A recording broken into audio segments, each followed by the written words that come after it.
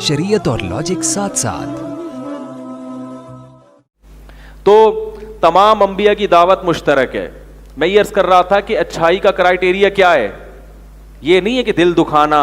اچھائی کا کرائٹیریا یہ ہے کہ جس چیز کو اللہ نے اچھا کہا وہ اچھی ہے, جس چیز کو اللہ نے برا کہا وہ بری ہے. غیر مسلموں کے پاس کوئی معیار ہی نہیں ہے اچھائی اور برائی کو ناپنے کا. نہیں آ رہی بات میرا خیال ہے. غیر مسلموں کے پاس کوئی معیار ہے ہی نہیں. آج تک وہ فیصلہ ہی نہیں کر سکے کہ زنا اچھی چیز ہے یا بری چیز ہے. وہ فیصلہ ہی نہیں کر سکے. آج تک وہ یہ فیصلہ ہی نہیں کر سکے کہ بوڑھے والدین کو گھر میں رکھنا اچھا ہے یا اوڑا ہاؤس میں جمع کرنا اچھا ہے. آج تک وہ یہ فیصلہ کر ہی نہیں سکے کہ فیملی سسٹم کو بچانا اچھا ہے یا توڑنا اچھا ہے. آج تک وہ یہ فیصلہ نہیں کر سکے کہ وراثت کتے کے نام کرنا اچھا عمل ہے یا برا عمل ہے. تبھی ان کی اسمبلیوں میں اس پہ اختلاف ہوتا ہے کہ کتے کے نام وراثت کی جائے کہ نہیں کی جائے. اکثریت جس طرف چلی جاتی ہے اس پہ فیصلہ ہو جاتا ہے, کیونکہ اکثریت نے کتے پالے ہوئے ہیں تو وہ فیصلہ کر دیتے ہیں کہ بھئی کتے کو بھی وراثت دے. انسان کو چھوڑ کر کس کو دی جا رہی ہے؟ کتوں کو. تو فیصلہ ہی نہیں ہو پا رہا. آج تک وہ یہ فیصلہ نہیں کر سکے کہ شراب پینا بری چیز ہے یا اچھی. بھائی اگر بری ہے تو پابندی لگاؤ نا. کیوں نہیں فیصلہ کرتے کہ اسمبلی میں جو قانون پاس کرنے والے لوگ ہیں ان کی اکثریت شراب پیتی ہے؟ تو میرے بھائی یہ اللہ کا کتنا بڑا فضل ہو گیا مسلمانوں پہ کہ ہماری قانون سازی کا اختیار جو اصل قانون ہے حلال و حرام کا وہ اللہ نے اسمبلی کو نہیں دیا, وہ اللہ نے اپنے پاس رکھا ہے تاکہ اس میں انسانوں کی ہوس شامل نہ ہو جائے. بہت مشکل ہے بھائی, کیا کریں. کیونکہ انسان جب قانون بناتا ہے سب سے پہلے اپنا مفاد سامنے رکھتا ہے. کبھی بھی ایسا قانون نہیں بنائے گا جس میں سب سے پہلے اپنے مفاد پہ زد پڑ رہی ہو. اور اسمبلیوں میں جو پہنچتے ہیں وہ انسان ہوتے ہیں میرے اور آپ جیسے. وہ قانون بنانے سے پہلے سب سے پہلے کس کی رعایت کریں گے؟ اپنی.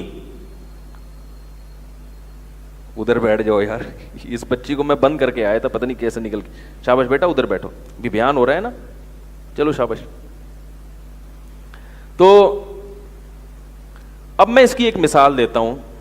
افغانستان میں جب 5 سال افغان طالبان کی حکومت آئی تو انہوں نے بڑا زبردست امن نافذ کر دیا. شراب پینے والے کو کوڑے لگیں گے, چور کا ہاتھ کٹے گا وغیرہ وغیرہ.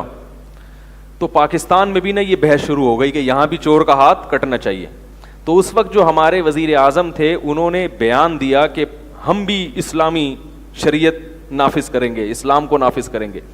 اخبار والے جو ہے نا چھوڑتے نہیں ہیں. فوراً اگلے دن ایک کارٹون آیا کہ وزیر اعظم نے خبر دی ہے کہ چور کا ہاتھ کاٹا جائے گا, اور نیچے وزیر اعظم کا ہاتھ کٹا ہوا تھا. خود اپنا ہاتھ کیا تھا؟ کٹا ہوا تھا. تو میں نے اس وقت کہا, میں نے کہا دیکھو کبھی بھی وزیر اعظم ایسا قانون نہیں بنائے گا جس میں اس کو اپنے بارے میں, دیکھو یہ سیاسی جو قیدی ہوتے ہیں نا ان کی جیلیں ایسی ہوتی ہیں ایسے ہمارے ہوتے ہیں. کیوں؟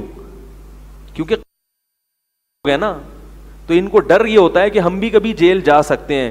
تو اپنے لیے جو جیل پاس کروائے ہوئے ہوتے ہیں نا انہوں نے سب نے مل بانٹ کے کہ یا تو بھی اگر گیا میں بھی اگر گیا تو جیل اچھا ہونا چاہیے. وہ قانون بنا دیا انہوں نے.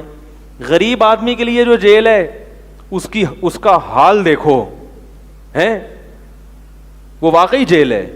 اور سیاست دانوں کے جو جیل ہیں اس میں غریب آدمی کو بٹھا دو وہ کہے گا میں نکلوں گا ہی نہیں یہاں سے. سعودی عرب میں البتہ جو دہشت گردوں کے جیل ہیں وہ تو سخت ہوتے ہیں, لیکن عام عوام کا جو جیل ہے نا سعودی عرب کا وہ بڑا زبردست ہوتا ہے. یہ ایک آپ کو عجیب بات بتاؤں, جو سعودی عرب یا جتنے بھی اسلامی ملک ہیں میں نے اکثر دیکھا ہے ان کے نیگیٹو پہلوؤں کو ہائی لائٹ کیا جاتا ہے, ان کی پازیٹیو چیزوں کو ہائی لائٹ نہیں کیا. سعودی عرب کی بعض چیزیں ایسی ہیں جو یورپ امریکہ میں بھی نہیں ملیں گی آپ کو. سعودی عرب میں جو علاج کا معیار ہے, مجھے خود ڈاکٹروں نے بتایا پوری دنیا میں علاج کا ایسا معیاری علاج کہیں بھی نہیں ہے. ان کی جو مشینیں ہیں, ان کے جو میڈیسن ہے, جو دوائیں ہیں, وہ الگ بات ہے کہ وہ صرف سعودیوں کے لیے ہیں, لیکن چلو اپنی عوام کے لیے بھی ہیں, لیکن بہت اعلیٰ معیار ہے. اور دوسرا سعودی عرب کی جو جیلیں ہیں, وہ جیلیں جو جنگ ان کے لیے جو باغیوں کے لیے ہوں وہ ان کی بات نہیں کر رہا, عام جو مجرمین کی جیلیں وہ بڑی زبردست ہوتی ہیں. ہمارے ایک دوست نے بتایا سعودی عرب کی جیل میں ایک بنگلہ دیشی قید ہو گیا, 1 سال جیل میں رہا, اس کو بڑا مزہ آیا.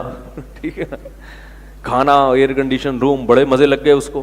پھر وہاں قانون ہے کہ اگر آپ قرآن حفظ کر لو تو وہ سزا معاف ہو جاتی ہے جیل کے اندر.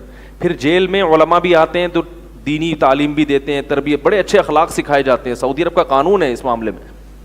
تو وہ بتا رہے تھے کہ جب وہ بنگلہ دیشی جس دن اس کی رہائی ہوئی ہے نا, تو جیسے ہی جیل سے باہر نکالا اس نے شاہ کو گالیاں دینا شروع کر دی, بادشاہ کو, سعودیہ کے بادشاہ کو, الٹی سیدھی گالیاں. تو وہ جو جیل کے عملے کے لوگ تھے وہ ہنسنے لگے. انہوں نے کہا ہمیں پتا ہے تو اس لیے گالیاں دے رہا ہے کہ تو دوبارہ جیل جانا چاہتا ہے.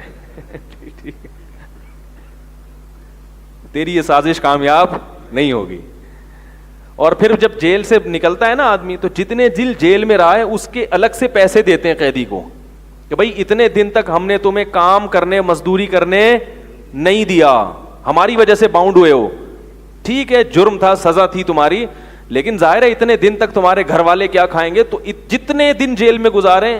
چلو بھائی آج کے سارے بچوں نے جی چلو چلو بیٹا, چلو بیٹا نکلو پتلی گلی سے, تو پوری قوم آ رہی ہے آہستہ آہستہ. تو جتنے دل جیل میں گزارے ہیں نا ان کا الگ سے کیا ملتا ہے, پیسے ملتے ہیں. تو وہ تو بنگلہ دیشی تھا, اس کے تو موجیں ہو گئی, اس نے کہا دوبارہ نکلو. تو اب دیکھو جو سیاسی لوگوں کی جیلیں ہیں وہ اتنی مزے کی کیوں ہوتی ہیں, اس لیے کہ قانون پاس تو انہوں نے ہی کیا ہوتا ہے. تو جیلیں انہوں نے اپنے حساب سے, ان کو خطرہ تو ہوتا ہے نا ہر ایک کو کہ کبھی بھی جا سکتا ہوں, تو وہ اس حساب سے بناتے ہیں. تو انسان جب قانون سازی کرتا ہے سب سے پہلے کس کے مفاد کو سامنے رکھتا ہے, اپنے. اسی لیے اللہ نے جو اصل قانون ہے نا حلال و حرام اور اچھائی اور برائی کا جو کرائیٹیریا ہے وہ اللہ نے اپنے ہاتھ میں رکھا ہے کہ میں جس کو اچھا کہوں گا وہ اچھا ہے, میں جس کو برا کہوں گا وہ برا ہے. اللہ نے شراب کو حرام قرار دے دیا. پوری دنیا میں کتنے بڑے بڑے ذہین لوگ ہیں, چائنا میں, رشیا میں, امریکہ میں, ان کی اسمبلی میں جو قانون سازی کرنے والے لوگ دنیا کے ذہین ترین دماغ ہیں, لیکن شراب جیسی گندی چیز پہ پابندی نہیں لگا سکتے. ہمارے ایک دوست امریکہ سے آئے, بہت ایجوکیٹڈ ہیں, وہاں کی یونیورسٹی میں پڑھے ہیں, زندگی ان کی امریکہ میں گزری. وہ ایک دن کہہ رہے تھے کہ یہ جو شراب فلموں میں دیکھی جاتی ہے نا, یہ وہ نہیں ہے جو حقیقت میں پی جاتی ہے. فلموں میں جو شرابیوں کا, انگریزی فلموں میں جو تصور دکھایا جاتا ہے نا, وہ تو اس کو دیکھ کے لگتا ہے نوجوانوں کا دل چاہتا ہے کہ ہم بھی پئیں, نہیں ایسا چھو کیا جاتا ہے. کہہ رہے ہیں حقیقت میں جو شراب پینے والے لوگ ہیں ان کا جا کے حشر دیکھو تو آپ کانوں کو ہاتھ لگاؤ گے کہ اللہ مجھے شرابی نہ بنائے. انہوں نے کہا جو سنڈے نائٹ ہے نا, اس کے بعد جو صبح کے وقت حال ہوتا ہے, روڈوں پہ لڑکے لڑکیاں اوندھے منہ پڑے ہوئے ہوتے ہیں پی پی کے, جو رات بھر شرابیں پیتے ہیں, اور کتنی موتیں ہوتی ہیں ایکسیڈنٹ کے ذریعے شراب پینے کی وجہ سے. پی لی تھی کہ زیادہ چڑھا لی, 25-30 آدمیوں کو ایک ہی وقت میں پھینک دیا. لیکن ان کے میڈیا میں ایک اچھی چیز کیا ہے کہ وہ اپنا نیگیٹو پہلو دنیا کے سامنے نہیں دکھاتے, ورنہ ان کے ہاں جو شراب کی وجہ سے حادثات ہو رہے ہیں. میرے پاس ایک صاحب کا فون آیا کینیڈا سے, انہوں نے کہا کہ جو لوگ شراب پیتے ہیں یہاں اپنی بیویوں کو جس طرح سے ٹارچر کرتے ہیں وہ ایسا منظر ہوتا ہے کہ وہ بتانے کے قابل, کیونکہ ہوش میں ہی نہیں ہے, اتنا مارتے ہیں, لہو لہان کر دیتے ہیں اس کو مار مار کے, ہوش میں ہی نہیں ہے. بعد میں ہوش آتا ہے تو پتہ چلتا ہے ہم نے کیا کیا. اتنی گندی, یہ جو کہتے ہیں نا عادی ہو جاتے ہیں, عادی وادی کوئی نہیں ہوتا. جب عادی ہوتے ہیں نا شراب کے تو پھر ان کو مزے کے لیے تھوڑی زیادہ پینی پڑتی ہے, وہ پیتے ہیں زیادہ. تو ساری دنیا جانتی ہے بری چیز ہے مگر اس پہ پابندی نہیں لگا سکتے. کیوں؟ جو پابندی لگانے والے لوگ ہیں وہ خود پیتے ہیں, کیسے لگا سکتے ہیں؟ زمانہ ڈھل رہا ہے مغربی تہذیب میں, لیکن میرا ہر رنگ میں ڈھل